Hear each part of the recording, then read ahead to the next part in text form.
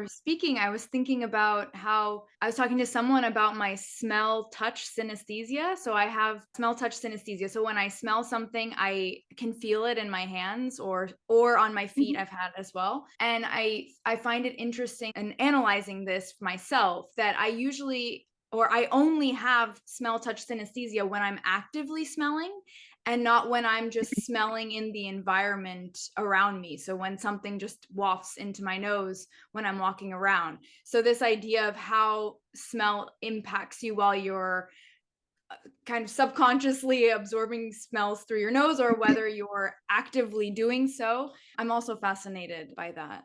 It's actually very interesting because we find that in studies, and of course, when you're doing a study with someone, they know they're in a study, right? And it's obvious that it's somewhat of an artificial setup, no matter how you're testing them.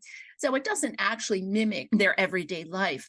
But what has emerged over time in lots and lots of studies is that sometimes behavior is more affected in the presence of an odor that we're not consciously paying attention to.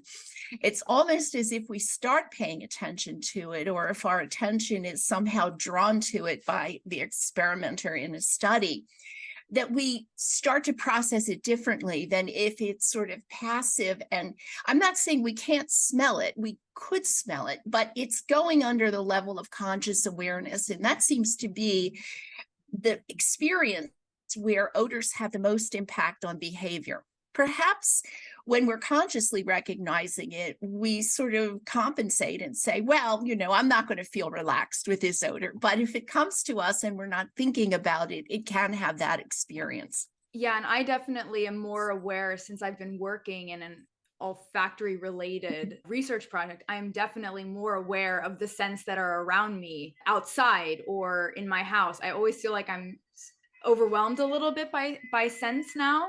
So I wonder if that's because I'm learning to be aware of them with through my job. So I don't know if you have this feeling as well.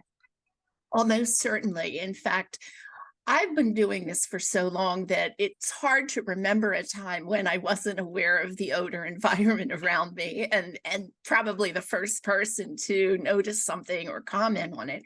But when I hire people to work, let's say as technicians in my laboratory that have never worked in an olfaction environment before, it doesn't take very long, usually about a month, and they will start coming into work and saying, I can't believe how I'm now paying attention to all these odors in my home or in the environment, the neighborhood where I live, that were probably always there, but I just never noticed them. So I think it really does help to open up another dimension of our sensory world. And in fact, there is pretty good evidence that the more we do that, the more we can maintain and preserve our sense of smell throughout the lifespan.